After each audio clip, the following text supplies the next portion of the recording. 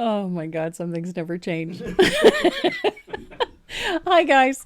I'm so glad that you decided to sit and watch the video today. I can't be with you this week because I'm off playing in somebody else's sandbox, but I wanted to make sure that you had something fun to do on a Saturday afternoon. And although we're not live, we are premiering this, so you'll be able to chit chat with each other in the super chat window.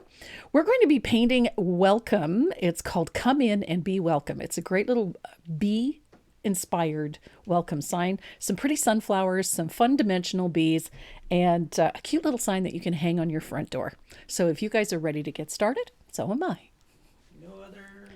No, No. no, No, you don't want to talk about the happy mail. I didn't have any happy mail this week. No. No, it was all business stuff. No business.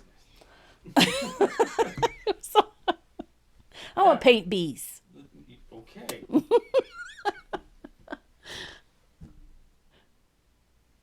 So this is the sign that we're going to paint. It's called Come In and Be Welcome.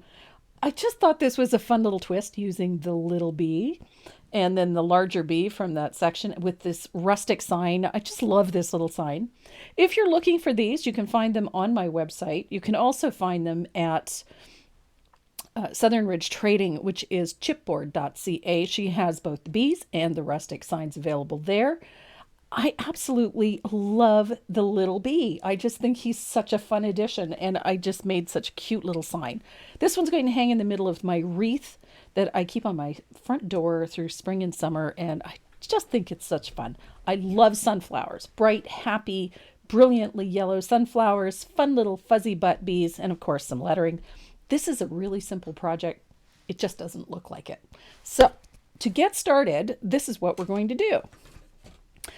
I've started with this. This is just that rustic signboard. It's got one coat of lamp black, and I let it paint dry really well, and then I'm going to just give it a very light sanding. Nothing major. I just want to make sure it's nice and smooth. Easy peasy. Just like that. Now, the next step takes a fugly brush. You know me and my fugly brush. I love my fugly brush. And the color we're going to use is warm white.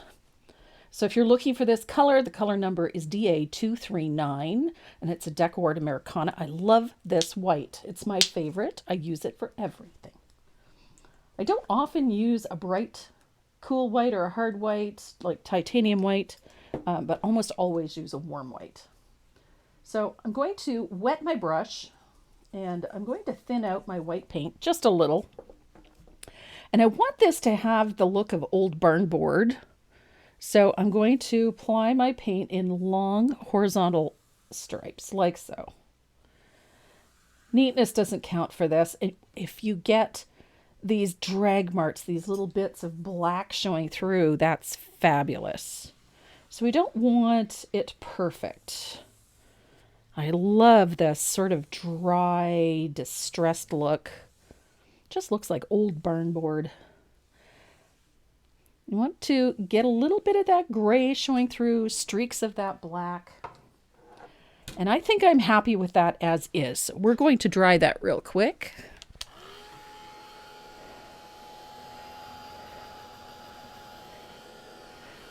I love these little signs. They're a fun surface. They're reasonably priced. The whole kit is very reasonable. And it makes such a cute little front door sign. And it's not difficult to paint. So we'll get this dry. Of course, I had a lot of water in it, so of course it's taking a little bit longer to dry it than it usually does. And I really like the irregularities in this finish. But it is a little cold looking, so we're going to warm that up with a little bit of asphaltum, give it an aged look, and warm it up so it doesn't look quite so cold. But first, we're going to do something fun. We're going to kind of create the illusion of some separate boards. And this is really simple. We're going to make just some quick horizontal lines on our sign, just with a graphite pencil. You don't need to have anything special for this. I'm just going to put a little line through there, and I'll do the same on this end. As I said, they don't have to be perfect. Reasonably straight's a good thing, but they don't have to be perfect. So I've got 2 lines. Now the nasty thing about graphite on top of paint like this is it has a tendency to smear a little bit, but we're going to use that to our advantage.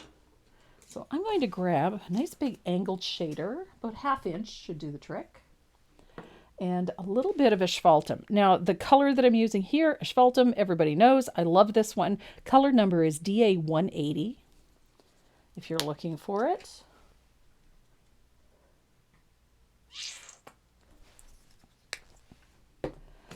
And we're going to float a shadow on both sides of those lines. And I think my paint's a little too strong. So you're going to let that line smear a little when you run the brush over it. It's going to create a nice little edge for us. So this is not a neat and tidy float. It doesn't matter if it goes over the line. So don't panic. And then I'm going to do the same thing on the other side, and it's going to make that graphite line a little space between our planks. I love how graphite just smudges a little with acrylic paint, and it works in our favor. So it created a nice dark line. And I'm going to do the same thing to this other graphite line here. And again, I'm not worrying too much about how perfect this float is. I really don't worry about whether or not it's the same strength everywhere, because that doesn't matter either. And I'm going to do another float on the other side. And it can overlap that graphite line a little bit. And you see how it gives you that nice dark seam.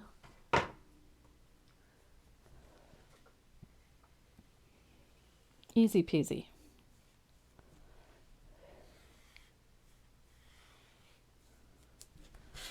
So I'm going to dry that, and then we're going to put a float all the way around the outside edge of our rustic board. It's going to give us a nice old-fashioned look.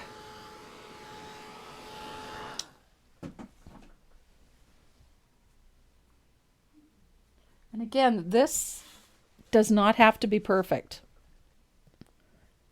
Just a nice float. Darkest value to the outside edge. You can do that on both ends, and then across the top and bottom.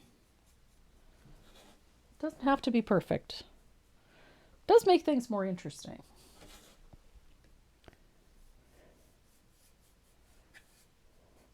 So it can be irregular. It can be a different width. It can be light. It can be dark. That's entirely up to you. It does not have to be perfect.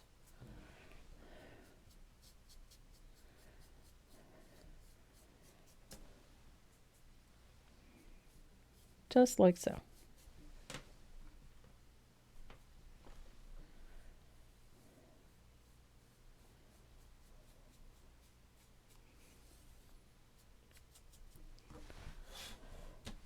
So we have 3 separate planks, and all we did was use a pencil and a couple floats of asphaltum to get that.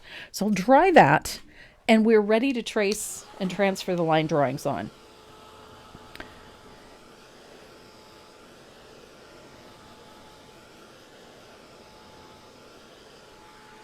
Now, I prepared ahead of time. Of course you did. Of course I did. So once you have your line drawings on, you're going to take a little of asphaltum and you're going to float all the way around your line drawings. Nice wide float, nothing too dark, nothing too neat and tidy. You're just going to put it on. You don't have to worry if it goes over the line drawing. Just get a nice float in and around all of your elements. And then you can start base coating your sunflowers. Now, these are done using a little bit of Sunny Day. And as you can see, I've gotten a little bit of a head start. But I want to show you the method for doing this. So when you're base coating the petals, you're going to start at the tip of the petal and pull the color in toward the center, following the shape of the petal. So if the petal curves, then you follow that curve. And try to leave a little narrow space between each petal. Now, the reason that I do it this way is because pulling the paint creates some stria. So instead of just patchworking the color in, I pull it in long strokes, and it creates some little fine lines in the paint, and that falls into the texture of the flower. And we only need one coat. Just remember to leave that little narrow space between each petal.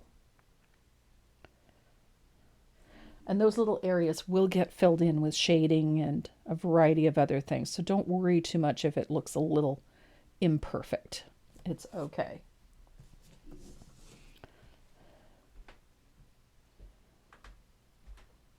So one coat of Sunny Day.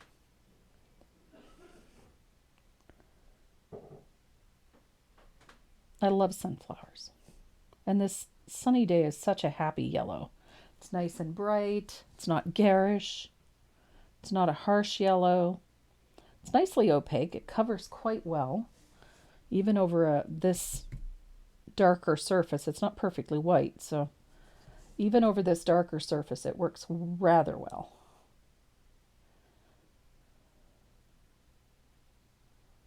So those stria are going to become part of the texture of the flower. So you're not working against something. So any brush marks that you create in this will work in your favor.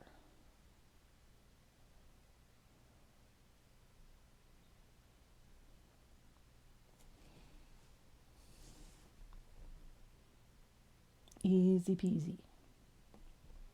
Work smarter, not harder.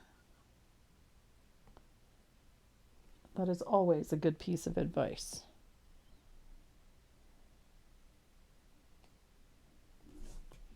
So almost done. And then we're going to start shading these flowers. Now I use Orange Flame for shading my sunflowers. I just love that orange. It's really hot. It's very vibrant. And it has a nice transparency that works really, really well with these yellows. And not only that, it has a really nice hot tone even when we subdue it a little with something like asphaltum. So it maintains all that heat, which is just gorgeous. So it is an excellent orange for this type of thing. And I will give you a color number in just a moment. So we have our Sunny Day in place. And then we're going to base coat those leaves. Let's get those base coated. I'm going to use this. It's my favorite green for base coating. It's antique green, and your color number is DA147. If you're looking for them, they're right here. I love this green. It's a very old color. It's been in the decor line since probably the early 90s or even the late 80s. It's a fabulous color. It has a very vintage feel to it, but it's really versatile. So I'm going to use a little bit of antique green, and I'm going to do the leaves the same way I did the petals. I'm going to follow the shape of the leaf when I put in my base coat. And again, for the same reasons, it's going to let those brush marks work for us instead of us having to work against them.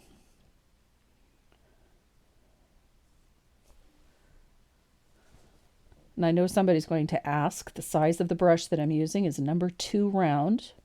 It's a Dynasty Black Gold. Somebody will ask, I have no doubt.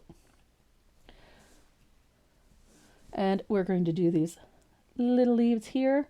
One coat is all you really need because we're putting two other colors over top of this.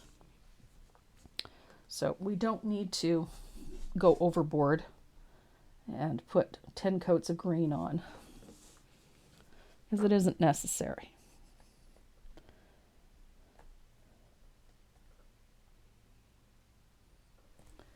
I love this green. Just, it's so versatile. You can use it for so many things. You could shade it with almost any dark green.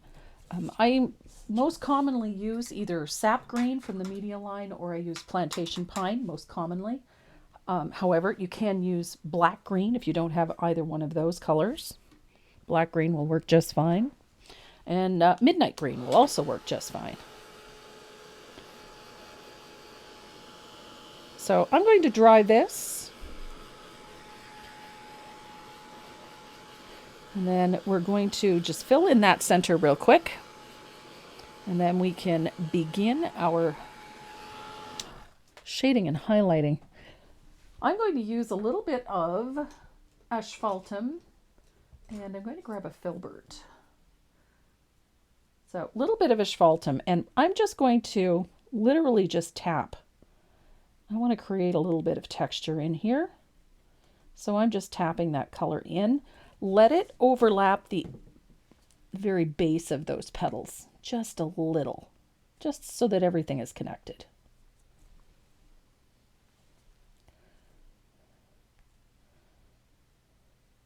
Take a little care in there, just so that it's not a sloppy mess. There we go. A little bit of asphaltum. Again, doesn't have to be fully opaque.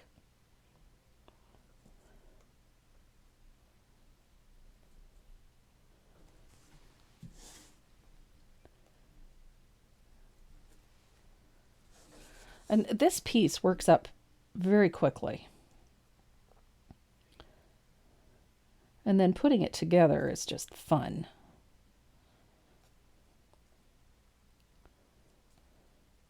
It's a cute little door sign. Would make a cute little hostess gift, I think. Or a housewarming gift. So I'm going to dry that. And then we're ready to start our shading on this flower. And I'm going to start with the leaves, I think, because they're the furthest away from us. It'll just make things a little easier.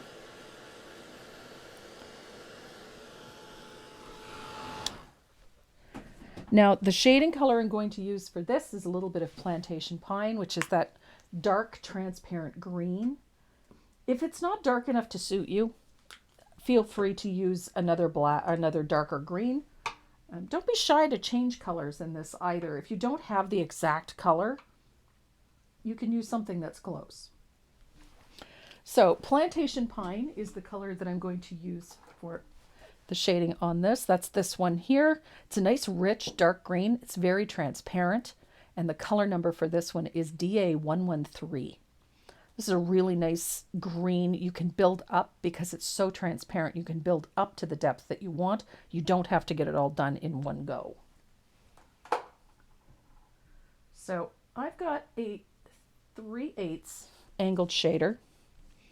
And I'm going to start by putting my float up underneath these petals.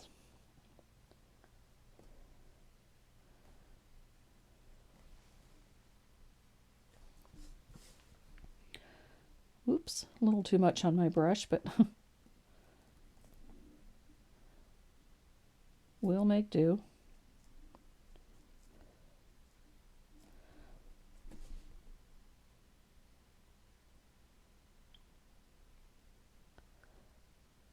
I love plantation pine. There's always a purpose behind the colors that I use, and in this particular case, it's the transparency that I want. So these little tiny leaves out here are not going to be heavily shaded. We're just going to put a little U-shaped float at the base of the leaf where it joins the stem.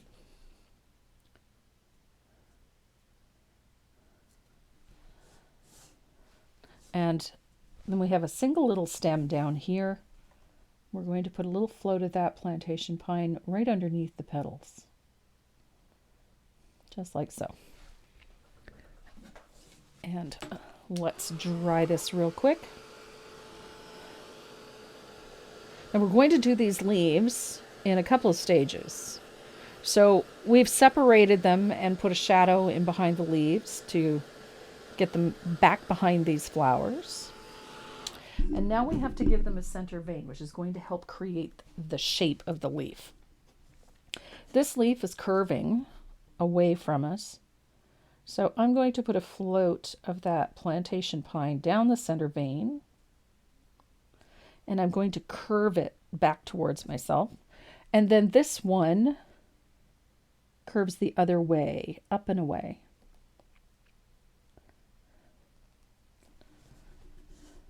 So we have a nice change in direction. This one curves that way, that one curves that way.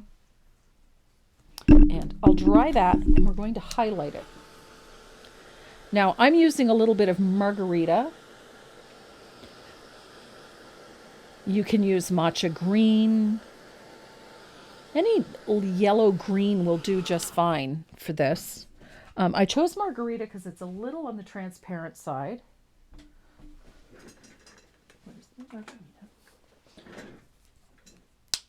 It's sort of that halfway between. It's not fully transparent, but not fully opaque either. So this is margarita. It's a very high yellow green, and the color number is DA299. This is a fabulous highlighting color for antique green. So I'm going to load the brush. I'm going to blend it out a little bit so it's not fully in full strength, and I blended it a little too much. Okay, there we go. So I'm going to put a little float on the outside edge and then a little float right along the center vein, like so. And then I'm going to do the same thing on this one here. So along the center vein, and pull a little down onto the edge of the petal or the leaf. I don't know why I keep calling them petals. And a little float on the top edge here, like so. And then these two small ones down here, just get that little float on the tip. So just at the point.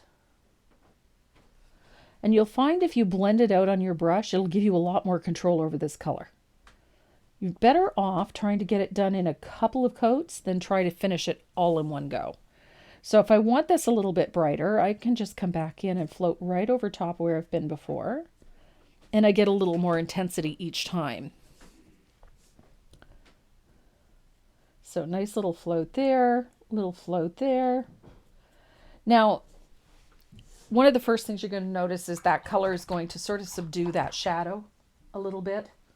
And it's easily taken care of. Just go back in, pick up a little bit of that plantation pine, darkest value towards the center vein, and just put a nice float over top of that. So one, it intensifies this highlight on this side, and it mutes where those two colors join on the other side. So you get that nice dark center vein. Gives you lots of curve, lots of depth in the leaf. And I'm going to do the same on this side. So we've got all of that great depth. And we have pretty leaves. And that's all you have to do for those. They're simple, straightforward leaves, nothing fancy. So now we need to come into all of these wonderful petals. I love this. This is my favorite part. It makes these flowers come to life. The color that I'm using for this one is Orange Flame. Again, very vibrant orange.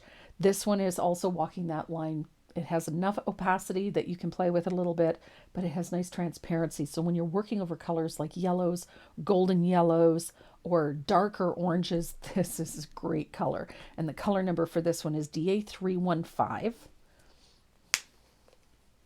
So I'm going to pull a little bit of Orange Flame on my palette.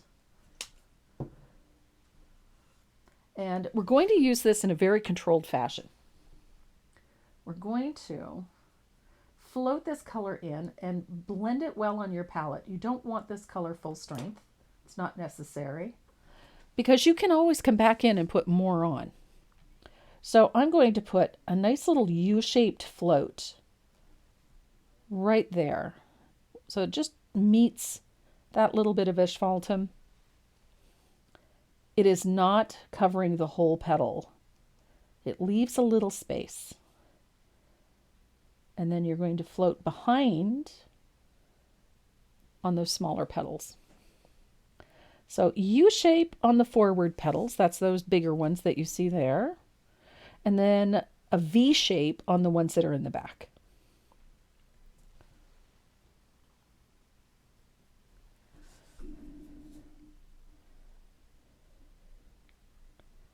And you're going to use that orange to separate those petals. So there's your nice little U shape. If at any time it's not bright enough for you, not bold enough for you, you can go back in and put in more. So separate all of those petals with a float of that wonderful orange.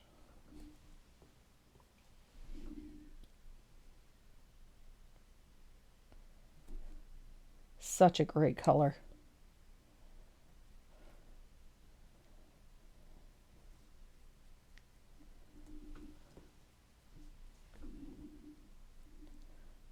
And I love it over top of this sunny day.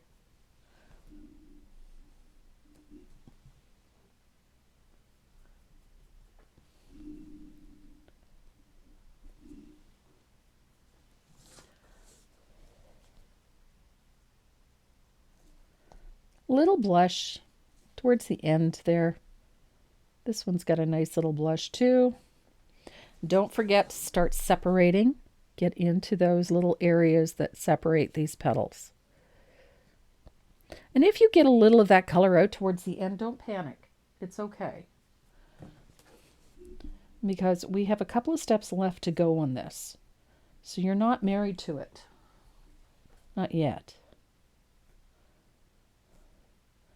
So I have separated all the petals on that flower. I'm going to come over here and finish this one out.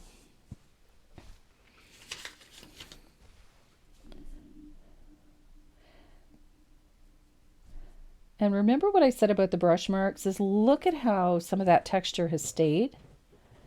And so we have great stria. You don't have to put any lines in because you've already built them. So there's that.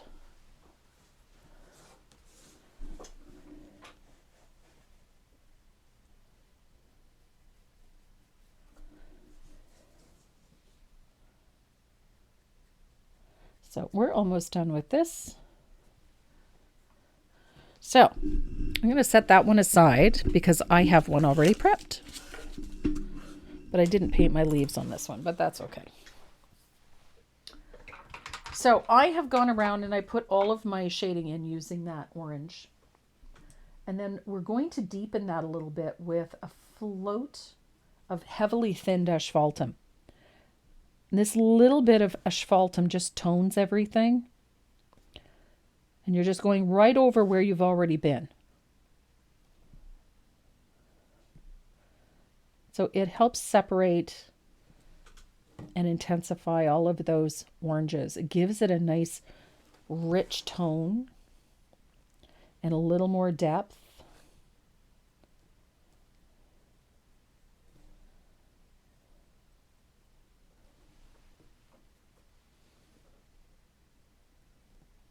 And if at any time you're not happy with the orange, just reload your brush and put a little more in. I'm constantly tweaking colors because I like them with a certain level of intensity. And on these sunflowers, I really like that heat.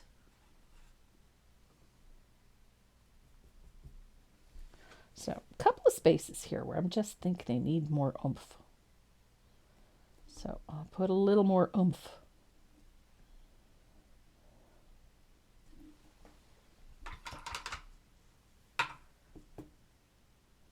And then you can come back in with a little bit of thin asphaltum. A little too heavy. Boys, oh boys, there we go. Didn't quite blend it enough. But that little bit of asphaltum will help you get that contrast, that definition, that depth that you want back there and in between all of these petals. Makes your oranges richer. Gives you a nice division between colors, between petals.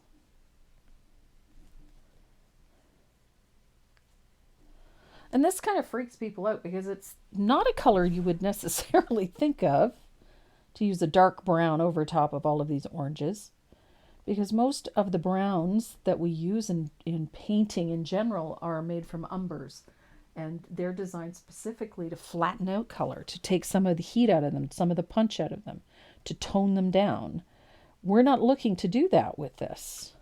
We're looking just to deepen the tone a little. And so that asphaltum has a high yellow content, and it's perfect for this. Works beautifully with oranges and reds and yellows without killing the color. It just lends it a little richness.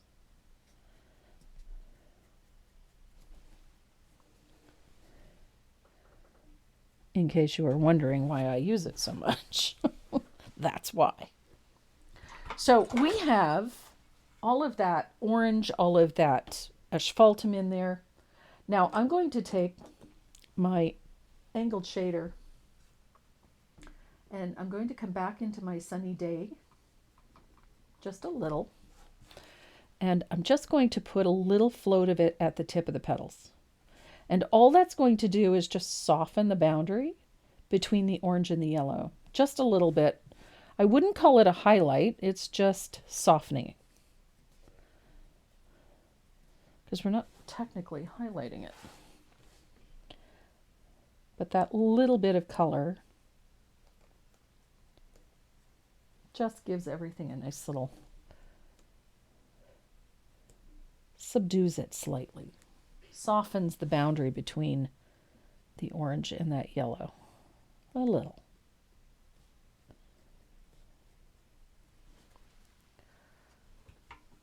And now comes the scary part, and this scares everybody. We're going to use a color called saffron, and this is an in-your-face yellow. It is a very in-your-face yellow. It's very, very bright, and it's in that same category. It's a little transparent. Most yellows have a high level of transparency, this one in particular.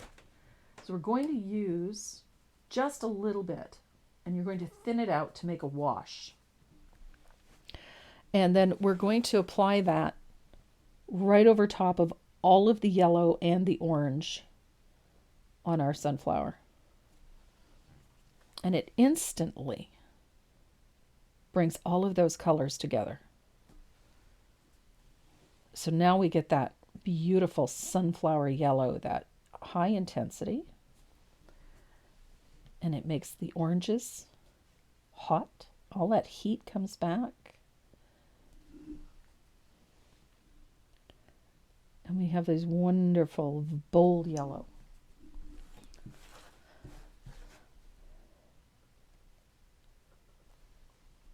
And it's just a wash of this color. Now, if you don't have saffron yellow in your palette, you need a very transparent high yellow, something with a very high saturation. If you happen to have the media line, you can grab a little bit of diarrhylide yellow. That will do it.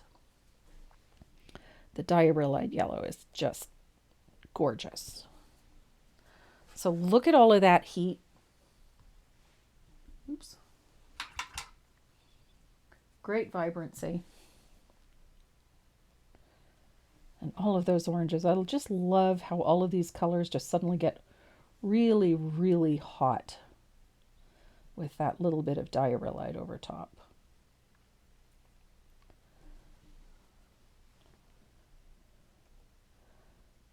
And what I love about this is that at any time you're looking at your sunflowers and you're going, oh, my orange isn't quite vibrant enough, grab your orange, put another float in.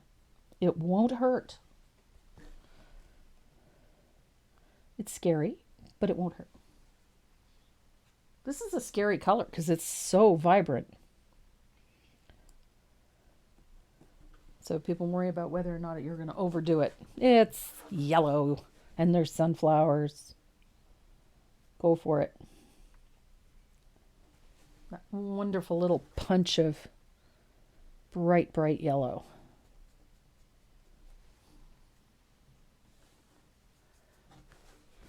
Over top of everything.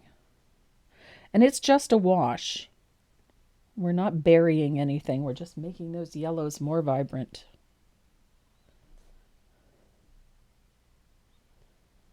Look at that. So you get nice, earthy, bright yellow sunflowers. Now, if you find that they're perhaps a little too dark, you can always go in, grab your favorite liner brush. I'm going to grab my 10-aught. I'm going to grab a little bit of sunflower yellow. And this is fun. So if you want to add a little detail to this, you can. Just grab your liner brush, put a little stroke of sunny day at the edge of your petals. Remember that little space that we didn't paint when we floated the orange in? You can do that. Just a little. Doesn't have to go on all of them either. You can just put a few just out to the tip. Fine little line. Oops. Oh my. Liner brush did not like that.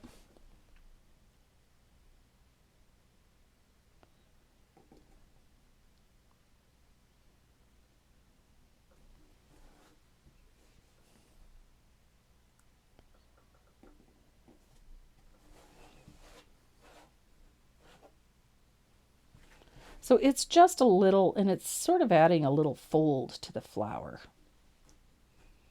on the edges of these. So we're not technically outlining the flower, it's just a little fold you're putting in.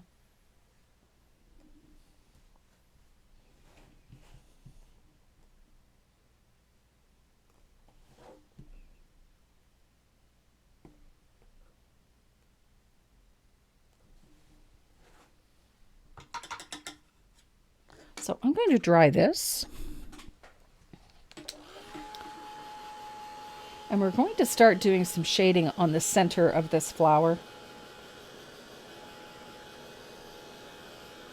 I'm going to build up our sunflowers a little bit.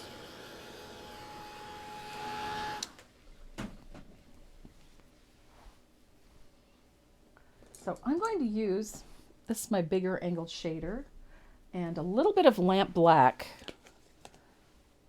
And we're going to put a shadow towards the foreground on these petals. Or, sorry, on the center of this. So just at the base, and tuck it in behind those petals in the foreground. And it's going to come around like so. So just thin out your lamp black so that you get a reasonable float. You don't want to have it solid, but we want a nice dark value towards the bottom of the flower.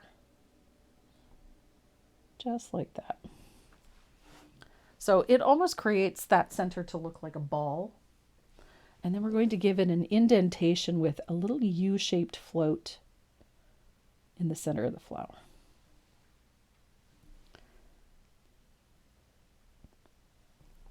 Shouldn't really call it a U shape, more of a C shape. A dent. A dent, a divot. A divot. There's a divot in the middle of the flower. Just like that. Puck. Yep. A puck. Puck. Like somebody put their thumb in the middle. Like a thumbprint cookie. Yep. I had to mention cookies. Thumbprint cookie.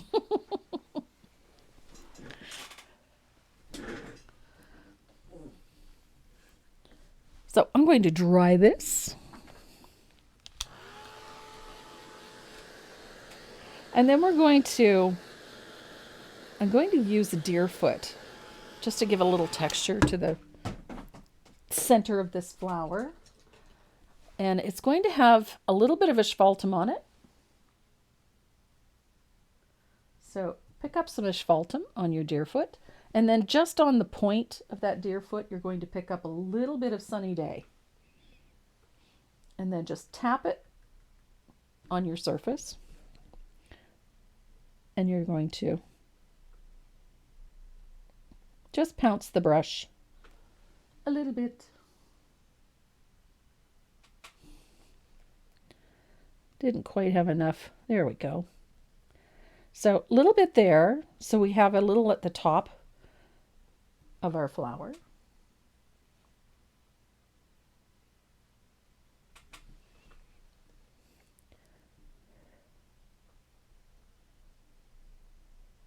Just like so. And make sure it comes around a little. Darkest value always towards the center of the flower.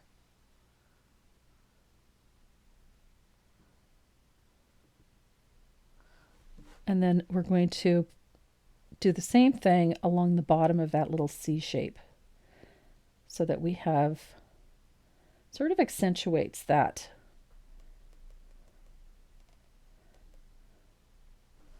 That little puck in the middle.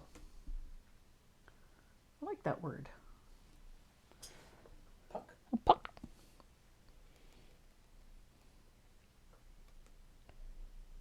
There we go. Now, if you find that you end up with a bar like I've got here, you can just dry that and then deepen that float with the lamp black at the bottom. And when you deepen it, it's just going to subdue that little bar a little bit. It's just going to blend in a little more. That's all. And there we go. I'm going to deepen this a little. There we are. So we have a nice little shadow in the center. Nice little highlight. We're going to add a few little bits of texture to this with some tiny little dip dots.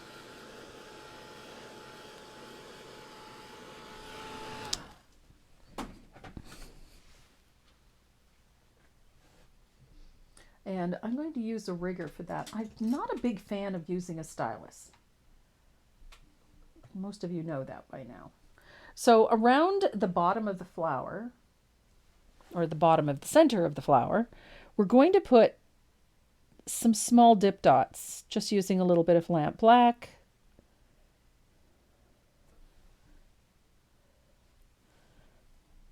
I use the tip of a brush. I find I get nicer variation in the size of the dots. I don't necessarily like them to be too perfect. Don't forget to throw a few dark ones in the middle here.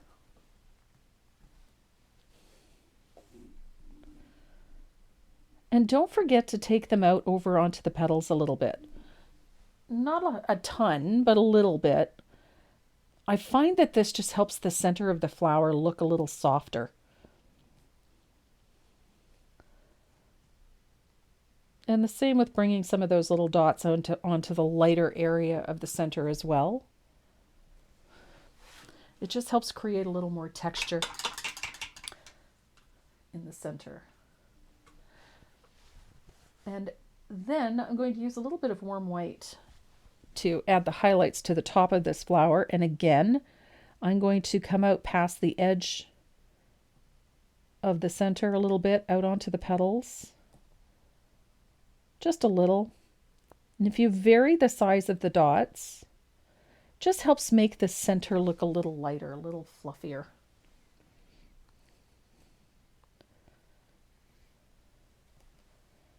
And then it doesn't look so heavily structured.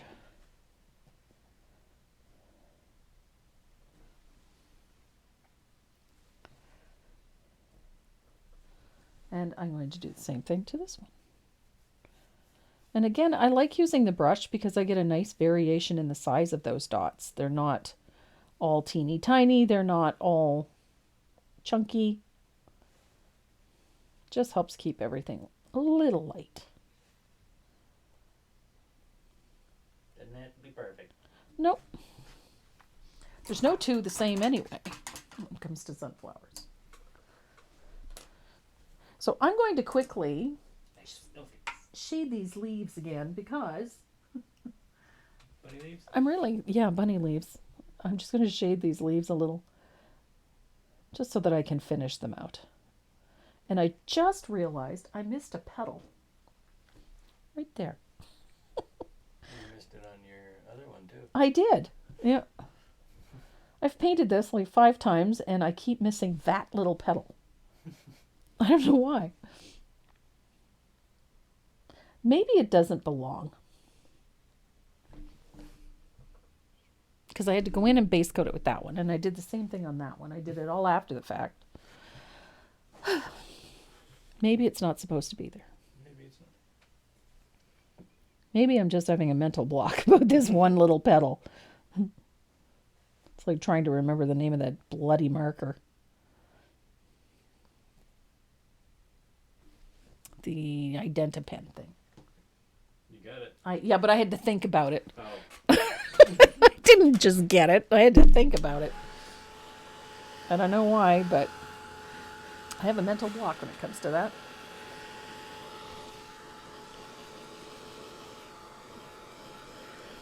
I love the boldness in this. I love that bright yellow. And the fun part is that if you want them a little lighter, you don't have to do it. I just like the bright yellow. You don't have to put in that really strong yellow if you don't want to. They look good regardless.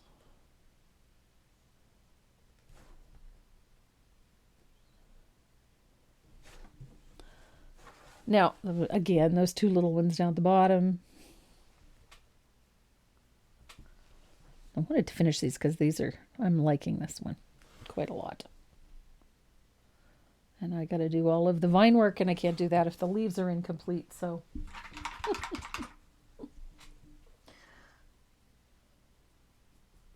And again, with the margarita, I love this green. Whoa, too much water in my brush. Don't like that.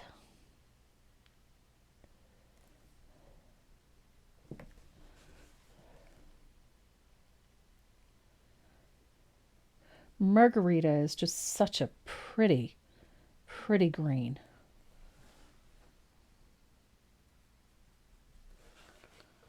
Same with antique green. I love antique green. It's very earthy. It's vibrant. It's perfect color for country style flowers like sunflowers. It's ideal.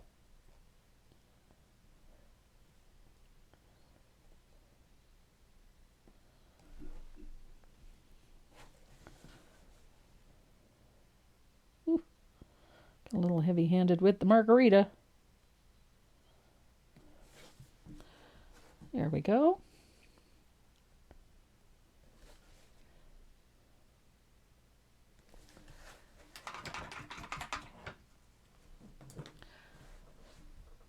So if at any time you feel the flowers aren't light enough for you, you can take a little bit of that sunny day and you can come back in and float in a few little highlights. So if you lose some of the brightness at the tip of the petals, don't be afraid to take a little sunny day. Your base color will work. Just float a little of that in. It'll give you a nice light feel without being heavy-handed. So I'm going to dry this, and we're going to do some fun little detailing to this. We're going to use a little bit of thinned margarita because I happen to love that green, and it's perfect for this. So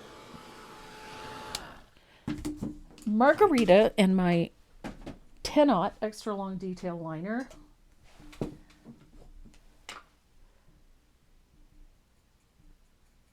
It's such a pretty green, and it's ideal for this next part. So I detail my leaves this way. I like to add a little outline to them, but I like it to be fine and nothing too in your face. So if the margarita doesn't cut it, you can add a little bit of warm white to it, which I think I will do because it's just not showing up very well. There we go. Here we are. So just that line work, those little vines and tendrils, nice little scribbly outlines to those leaves.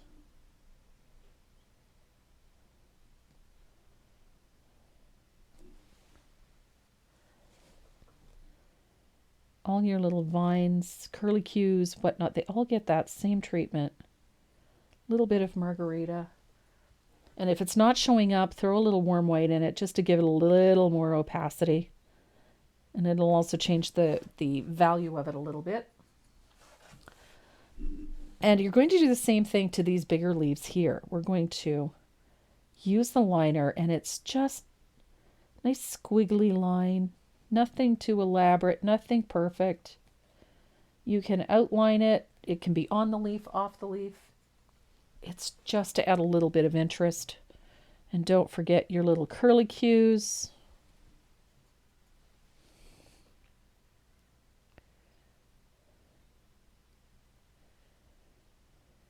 Just like that. They're pretty straightforward. They don't have to be perfect. And we're going to dry this, and then we're going to do some fun detailing to our flowers.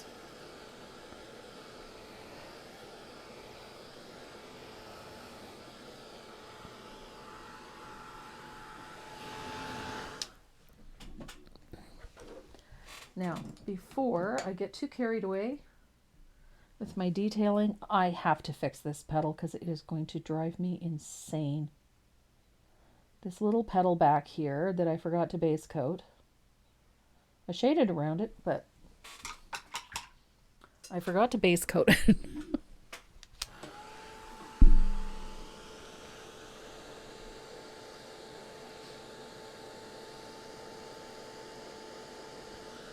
There we are. Little bit orange flame to shade our little flower, our little petal back there.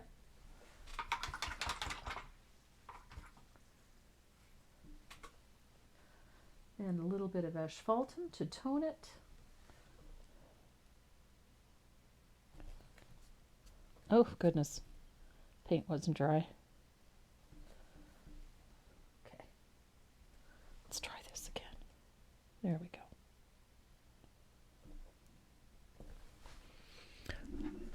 Sometimes I'm really gifted. The lights are on and nobody's home. I'm going to make sure it's dry this time before I try to do that again. So I'm going to go in with a little float of some thin asphaltum.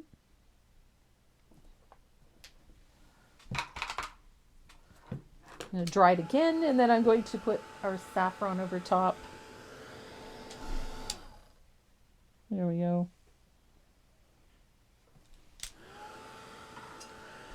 Goodness. See, that one little petal was going to drive me insane. And I'm close enough to walk. So.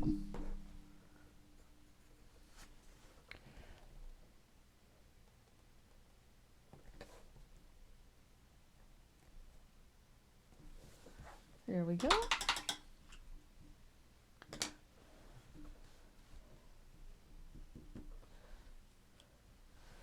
So we have to do some lettering for this one. And this is, the lettering for this one is come in and ... welcome. Renee and I have discussed this at length. That's why the B is there. But he doesn't get it. Get it. I don't like it. But I get it. He gets it, yeah. But he's going to be argumentative about it. That's what he... So I'm using a little piece of graphite. I'm going to tuck that in. And then we're just going to quickly trace our lettering. There's a lot of little straight lines in this one. This one is pretty straightforward. I like this little font up top here. This one is just a simple country style font that I use quite a bit. I just really like it. I like the little crosses and whatnot. It's simple. And I'm just doing a quick trace for this. We don't need to, do a really detailed one because it's just going to look like it was scrawled on there by hand. And so we're going to use a liner brush to do that. And I'm not making squares, I'm going to make circles.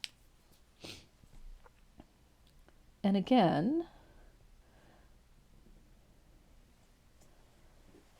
you could use a ruler to make sure that all of your up and down, your horizontal and your vertical lines are nice and straight. This one is going to have a slightly rustic look. So as long as they're moderately straight and that the lettering goes on level, that's more important than whether or not these are perfect. This is a pretty structured font, but we're going to paint it to look a little distressed, so we don't need it to be absolutely perfect. It does have to be level, straight and level. Otherwise, it'll drive you crazy if your lettering is going uphill or going downhill.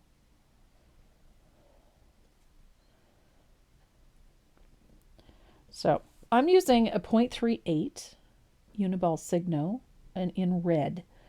And I use red so that I can see where I've been. And I'm using the 0.38 because it is an ultra fine pen, and so it leaves very thin lines behind, which makes them a lot easier to erase than trying to get rid of those dark, heavy lines that you get with a stylus, which is another reason I don't use a stylus. I don't like the heavy lines. And these super fine ones are so much easier to get rid of.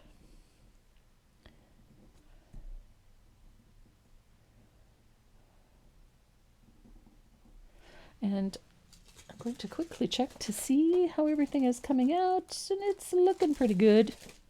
Just a spot here where I missed, and another spot here where I missed.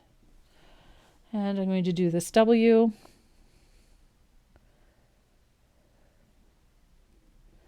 I am going to take a minute. I want to show you guys something. I found the coolest app. Just the coolest app.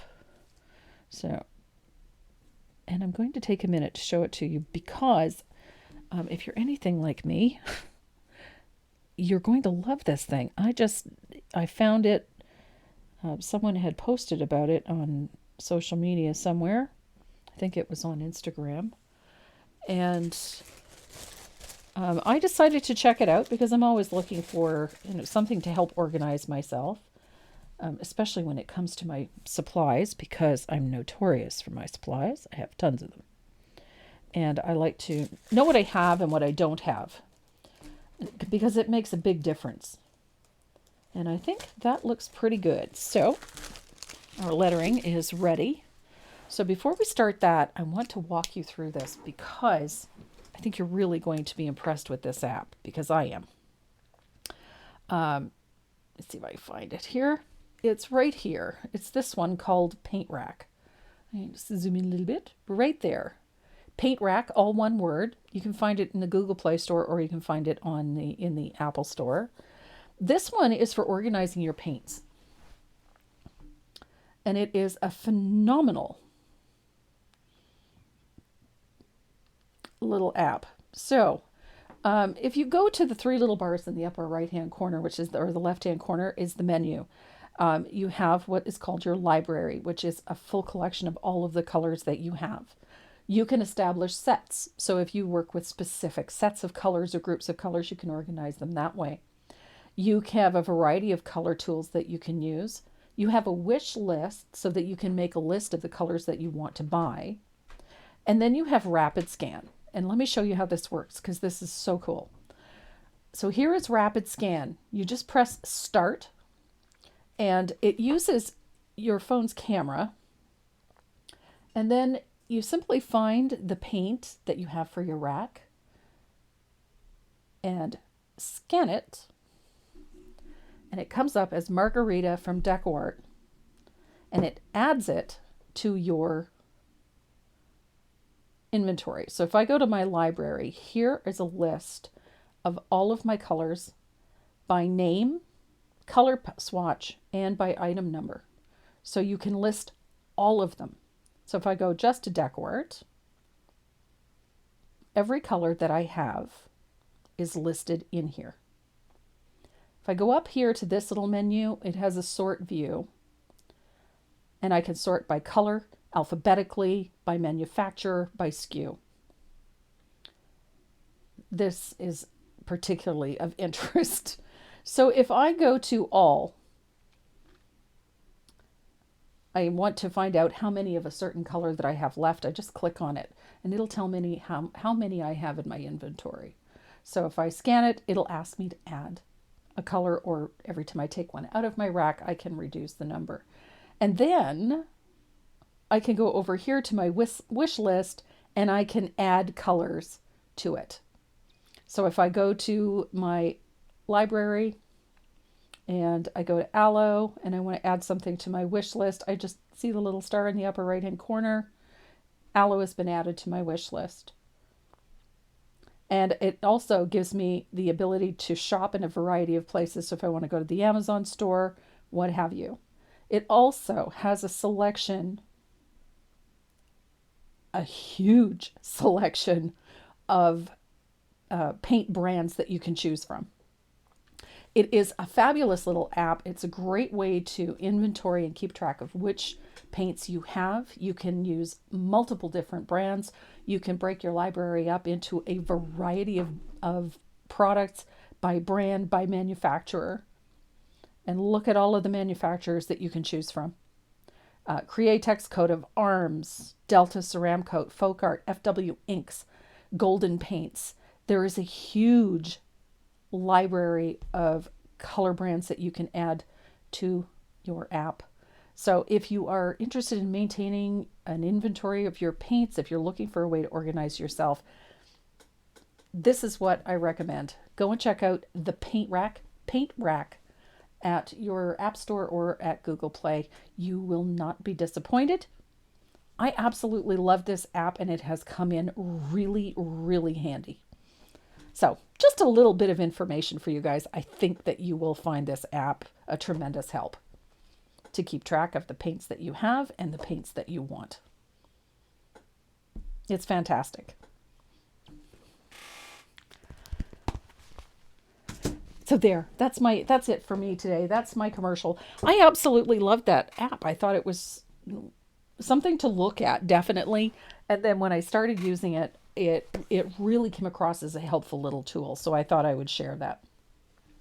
So we're going to do our lettering now. And this is super simple because we're only doing it in black. We don't need a ton of other colors. We don't need to be too elaborate with it. I'm going to be using a zero rigger for this. If I can find it. There it is. I'm going to be using my zero rigger. I have a smaller one, but I think the zero will do. My poor rigger has had it. So I'm thinning out a little bit of lamp black. I'm going to start with this bigger lettering down here. And it just gets painted lamp black. Again, I'm going to take care making sure the lettering is nice and straight. I love the zero rigger for this. Paint comes off the brush really nicely, and if I press down, it opens up and it fills that space really well. And then I can bring it back up onto the chisel edge.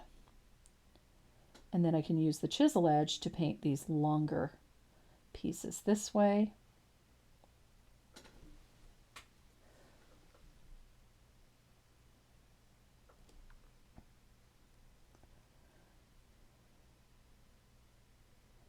I thought lamp black would be the ideal for this one, just to keep things simple.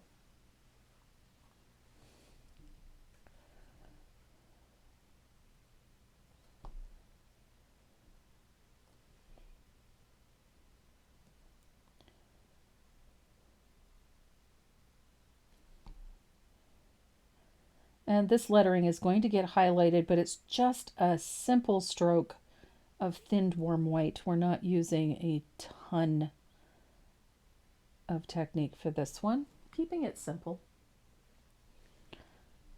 So much nicer when things are simple.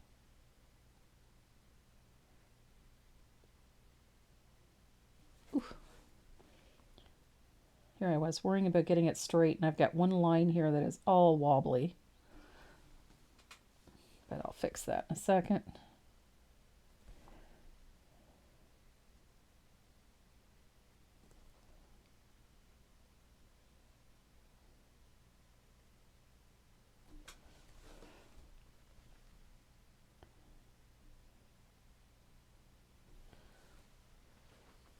I kind of like the more rustic appearance of this font. I think it's, although it's an elegant looking font, it lends itself well to this type of design.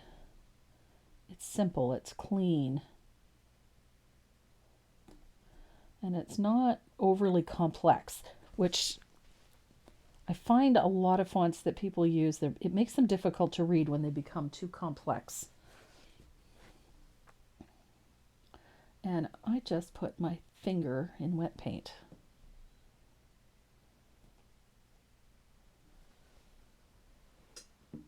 So it doesn't have to be overly complex to look good or to work. Just there we go. Good heavens. Didn't want to behave there for a second.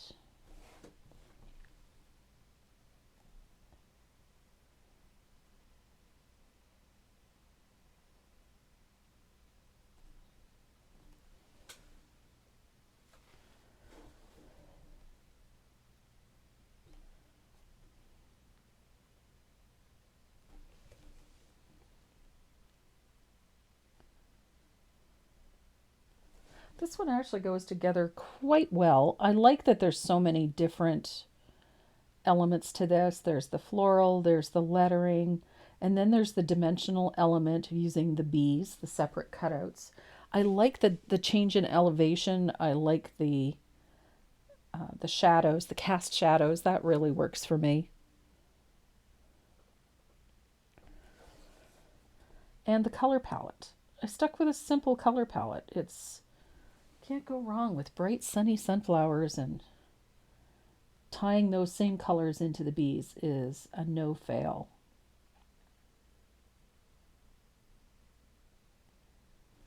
There we go.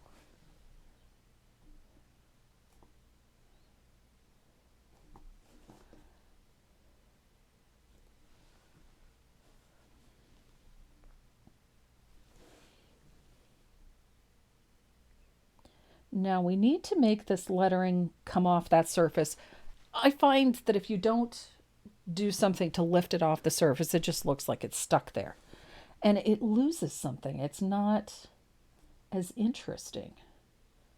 And so that's one of the reasons I like shading my lettering.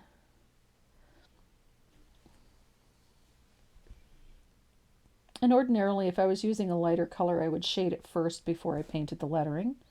But because it's black, I wasn't too concerned.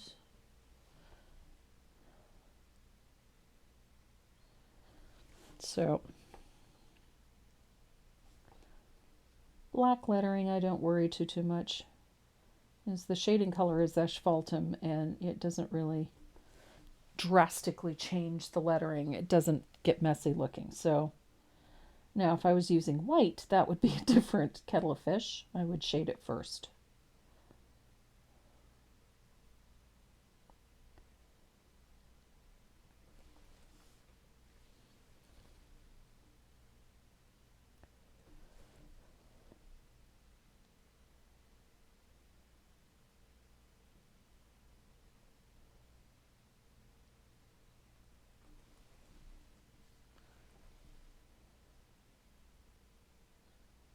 And I do love that little curly Q on it.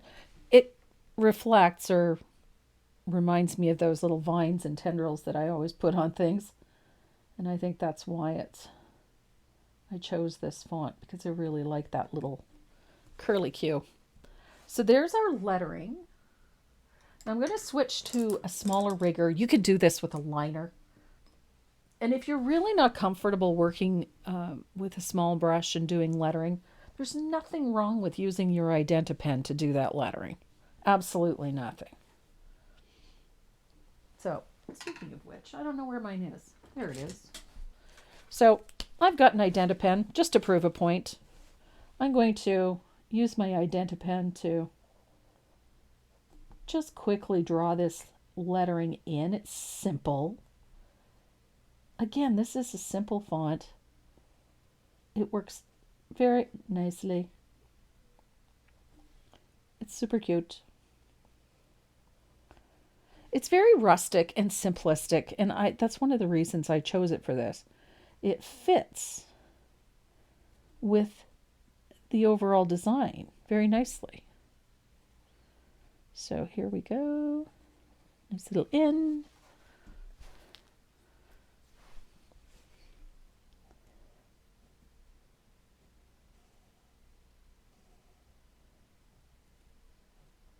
It's easy.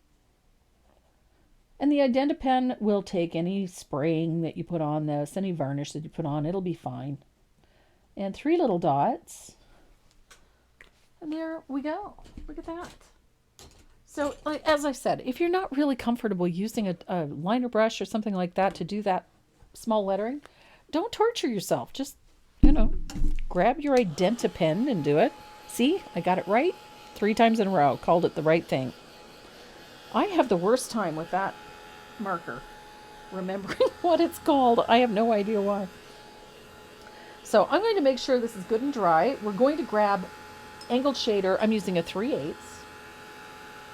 And I'm going to pick up a little bit of asphaltum. I'm going to blend it well so that it's not full strength. And we're going to put a little shadow on the right side of each section of the letter. And again, it's well blended. I'm not killing myself trying to get this done. Oop. I do want to blend that a little bit. I don't like it so harsh, but little float there.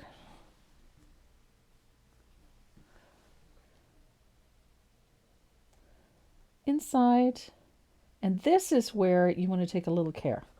Where it overlaps the flowers, we want to make sure that we get that shadow in there, because it's going to make a difference in the end so that it hovers over these flowers. So don't be afraid to put that shadow in, like so. And we're almost done with that.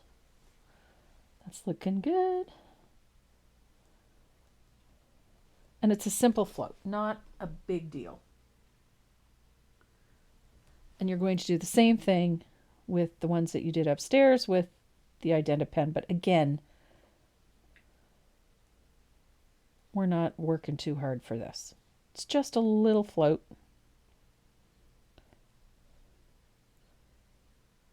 Et voila. So I'm going to dry that right after I blend this little line here, because I don't like that. There we go. And then we're going to put a highlight on this lettering. And I'm going to use that little rigger for that. Do it with a liner brush. A little bit of warm white, heavily thinned. We don't want to have a ton of paint in the brush. Ooh. Don't need to have that much water either. So the highlight is super simple. We're just going to put a stroke like this. Doesn't have to be perfect. A little bit on the curlicue, a little bit on the inside, all on the left-hand side, so opposite that shadow. Just like so. It ain't perfect. Doesn't need to be.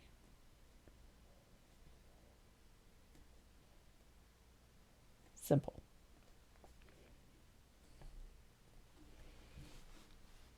And then don't forget, we gotta have one on the inside of this O here. And that's it for the highlight.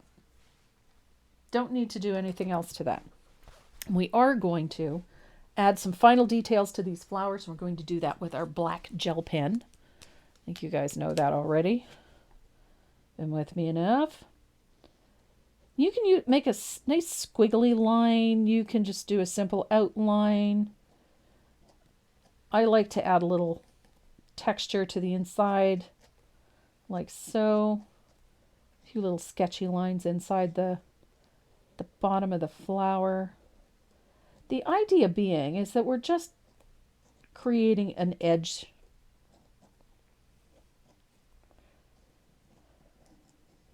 It's nothing perfect, nothing fancy.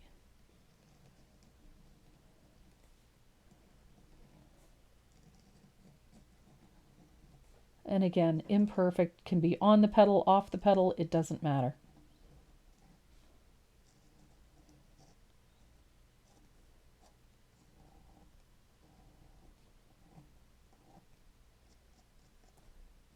And I like these little lines that come off the center. Try to make sure that they come off the center portion onto the petal, just so that they don't look like they're hovering. There we go.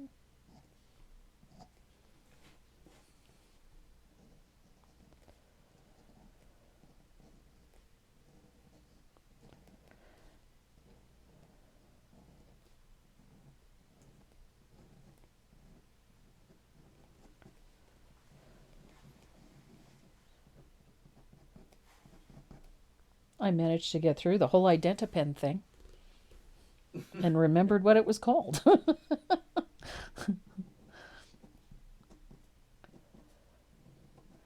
So this is just a simple way of giving these a little more structure. I prefer to use the gel pen. Some people would use a liner brush and some black, or I like the gel pen because it's super fine.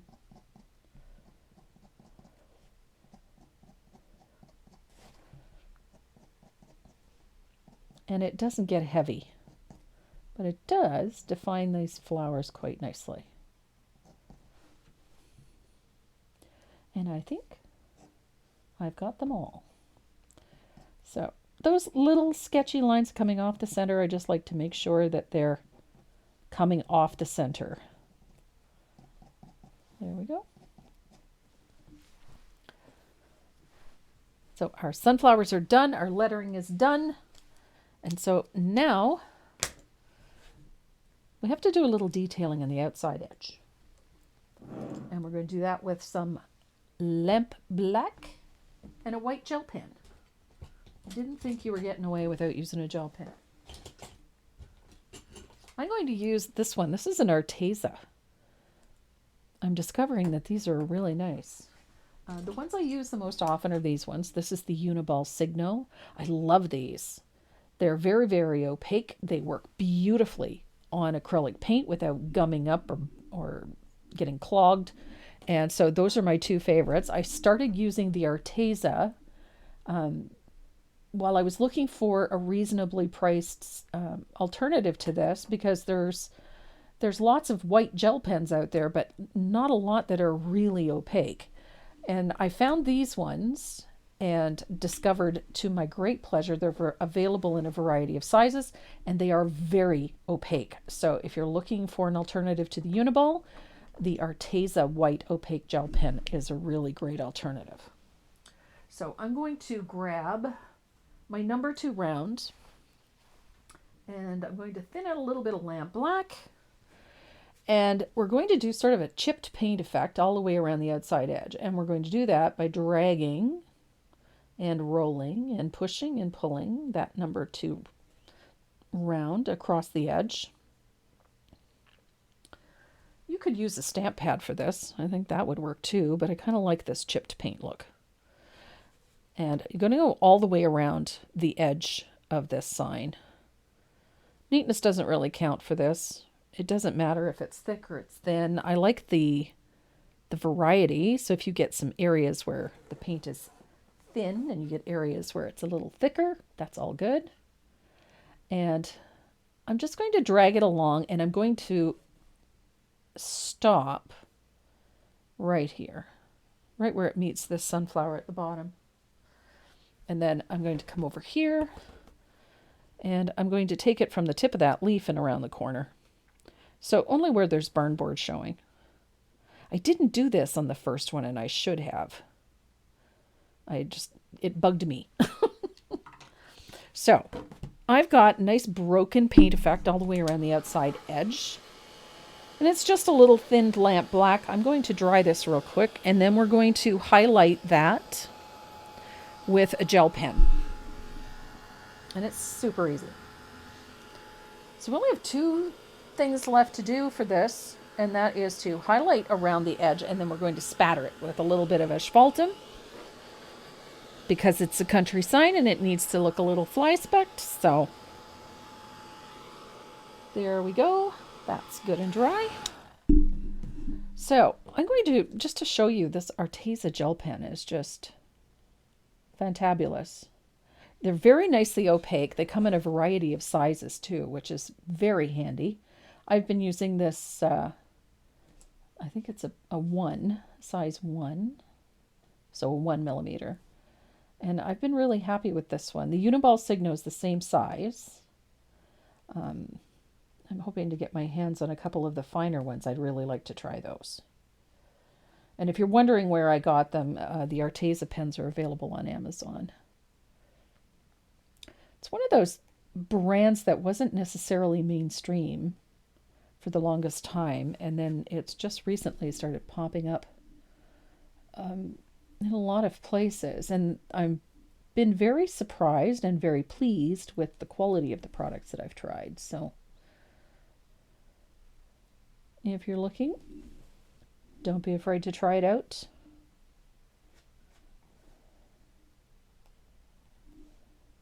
So I'm just following the edge of that, chipped paint thing that we just did. So whatever pattern it creates is what I'm tracing.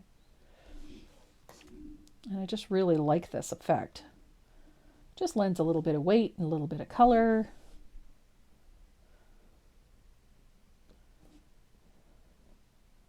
So even in those thin areas, put a little highlight on that. It works. And then just sort of outline that texture that you created.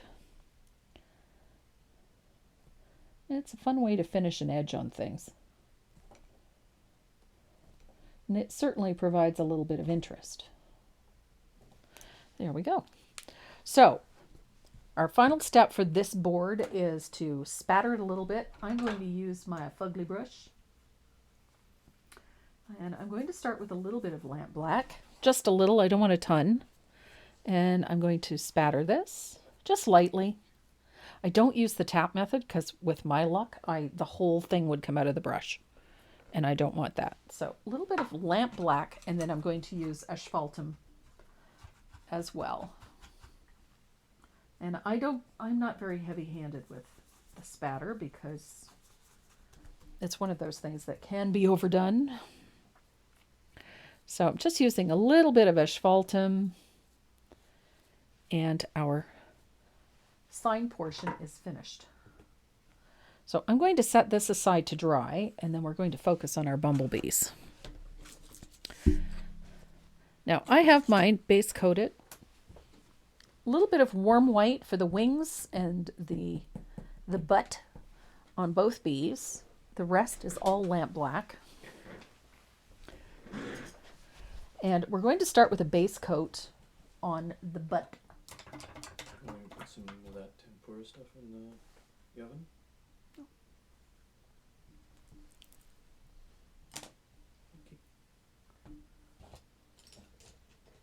So I'm going to grab a little bit of Sunny Day, just like we did with the sunflowers. I'm going to put a nice coat of Sunny Day on our bee butt.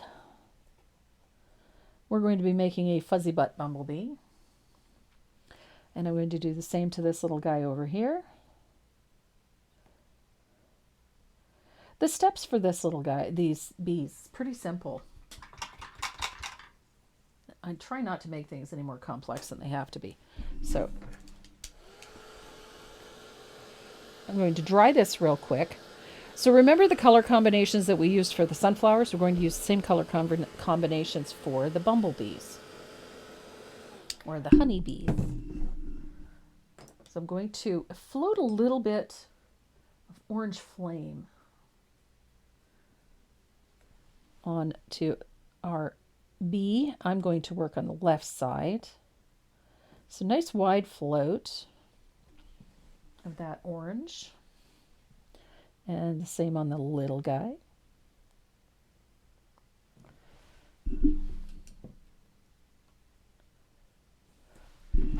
And I'm going to dry these real quick.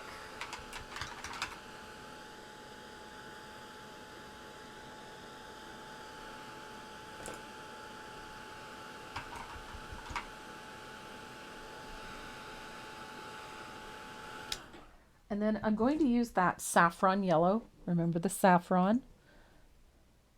I'm going to put a pop of that over top of everything. Look at that. Nice bumblebee butt. Same with this one. It's just a wash of that saffron yellow over top of all of that orange and yellow.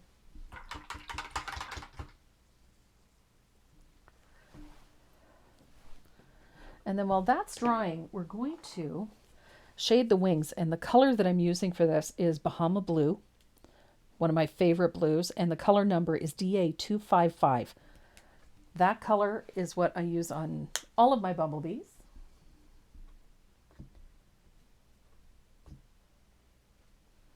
Whenever I have to shade something white, I tend to lean towards using this Bahama Blue. It's a favorite color. So the wings get shaded very close to the body, and we're going to come out about 1/3 of the way. Very close to the body, and then walk the color out about 1/3. And then you're going to do the same thing on the tip of the wing. Little float out at the tip of the wing. And this essentially leaves us a highlighted area in the center of the wing. So, just like so.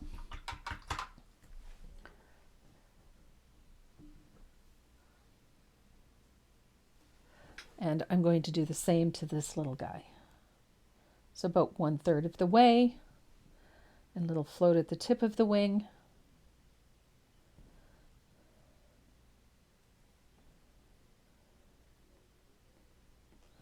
Just like so.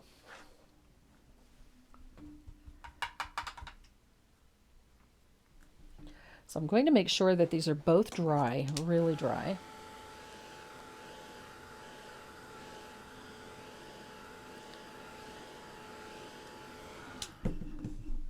And then we're going to use a little bit of asphaltum to tone these wings. So a float of heavily thinned asphaltum over top of that blue.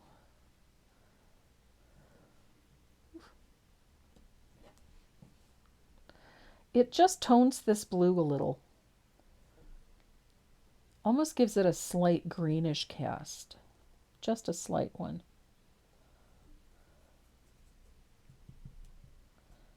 There we go.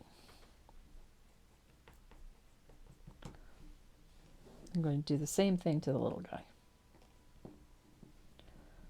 It just tones it a little bit.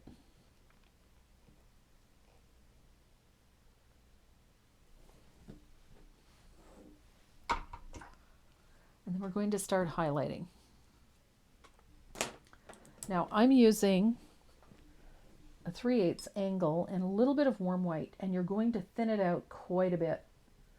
So you're going to create a float with warm white, but with very little color in the brush. And we're going to highlight each of these segments. So we have 3 segments on this bee. So a highlight like so on that first segment, a highlight like so on this segment, and then we have a highlight on the top of the head. And on each of the legs, you're going to do a little U-shaped float on that curve, just like that. It's just going to give these bees a little more shape with very little effort. And it's a weak float, so heavily thinned warm white.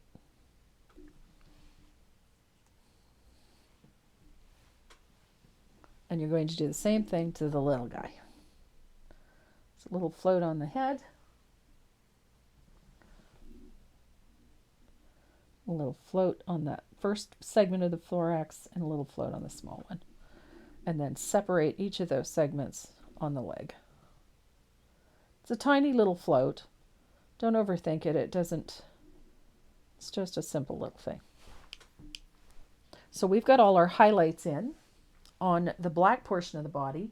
So let's grab a little sunny day. And we're going to put a highlight on this side of the thorax. Just with a little sunny day. It doesn't have to be really bright. We're just changing the value of that yellow a little bit. Oops. I got way too much paint in my brush. Got a little too excited. There we go. So we've got a nice little highlight on the yellow portions of the bee. So I'm going to grab a little bit of warm white and we're going to add a little highlight to the center portion of the wing at the top. Right there. That little space between where the two blues fade out, we're just going to put a little highlight right at the edge of the leaf, or the wings, leaf, bunny leaves. Again. I do that all the time. I have no idea why. So we have all of our shading and highlighting in. So now we're going to add the texture to our bee. I'm going to do it with a rake, if I can find it.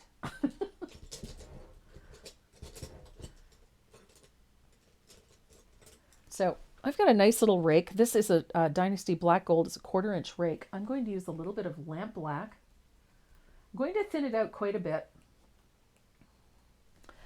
And I'm going to use the rake to do that little bit of hair. So coming off of the body at the base, I just want a little bit of fuzz coming out onto the yellow. And then I'm going to come down about 1/4 of an inch and I'm going to put about a 1/2 inch wide band of fuzz. We want this little bit of fuzz, like so.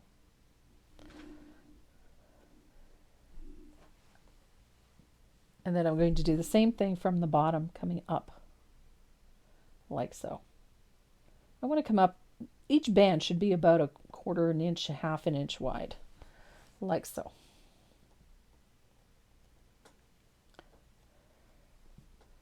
So there is our fuzzy butt bee. Now, obviously this rake is going to be too large to do it on our small bee, so I'm going to use a liner for that. And I'm just going to pull those wonderful little lines off the top.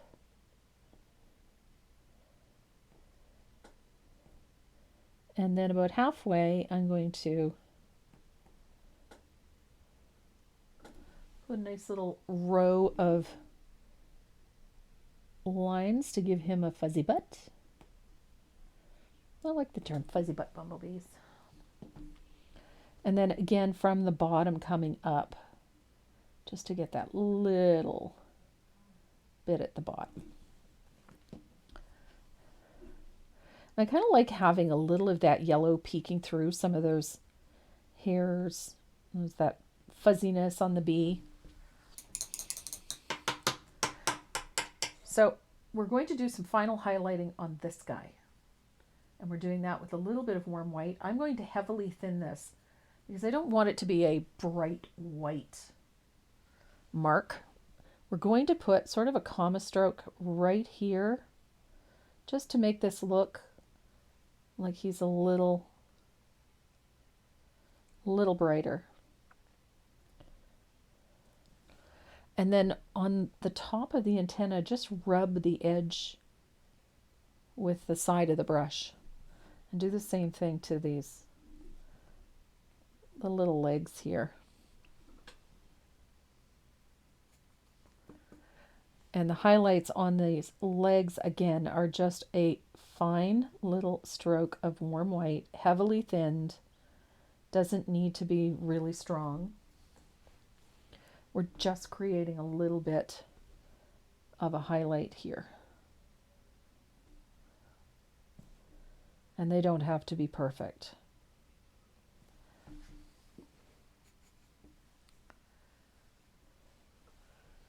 And then out here on the body, we're going to put a series of fine lines of warm white.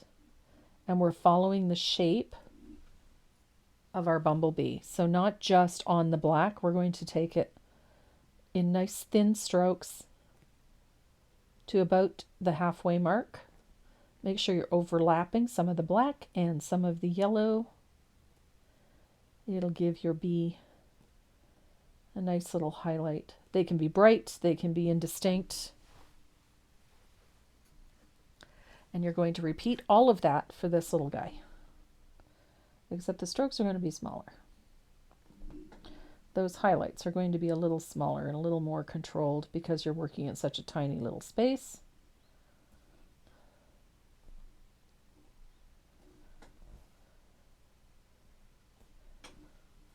He's a tiny little bee.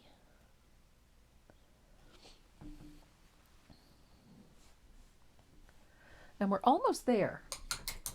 So now is the time that we take that black gel pen again. And we're going to add a little texture to the edges of our bee. Squiggly line, neatness doesn't count. Going to do that on both sides. It's going to give him a nice finished look.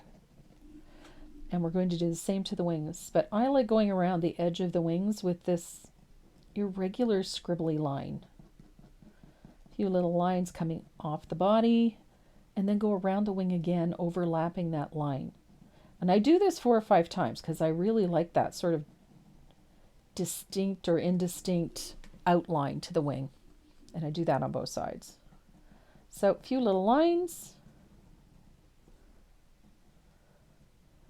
Scribbly, indistinct line. Overlap it. Make it scribblier. If it goes off, that's okay. If it goes on, it's all right. So don't be afraid to add a few extra lines if you think it needs it. I like adding a few little details, just makes the bee look a little fuzzier. And then these guys are ready to add to our sign. So I use either small pieces of wood. I've been using little wooden buttons for mine. Moved my dish of buttons.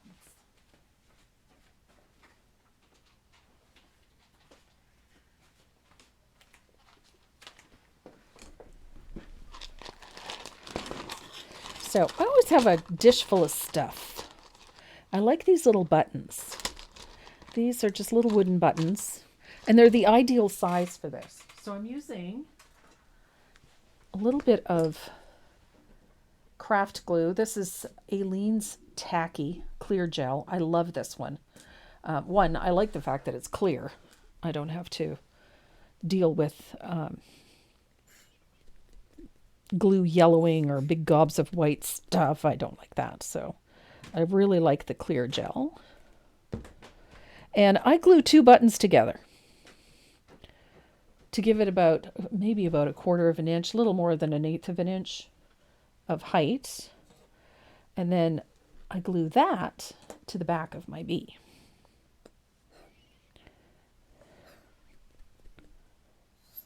Oh my goodness, come on. So I like to put it in about the center of the body, in between the 2 wings. Just like so. So I just glue it right in the middle. Do the same thing to this little guy. Oh my goodness, I can't pick up buttons today.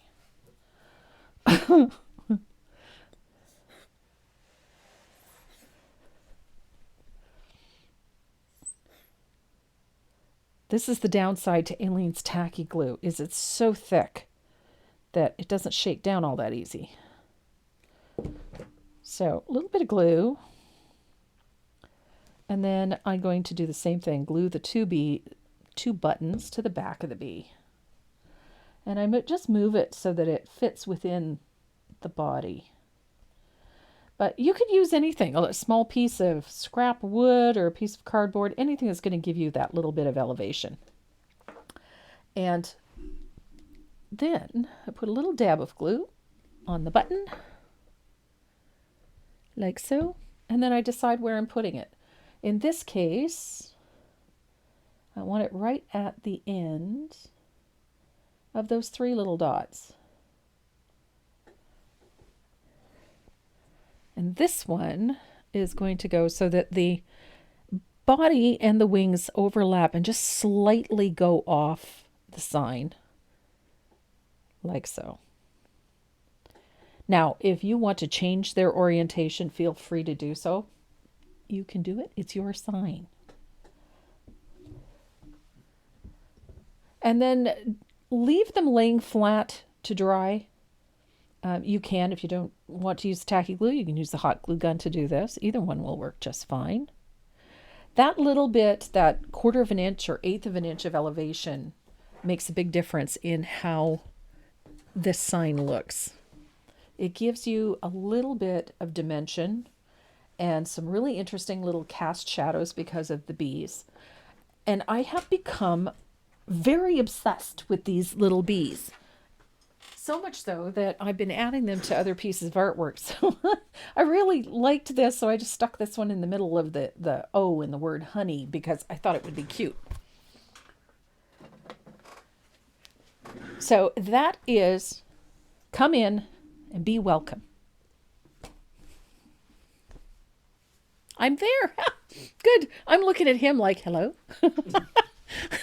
I hope you guys enjoy this project. I had so much fun creating it. As I said, I think I've painted it 4 times already because I kind of got carried away.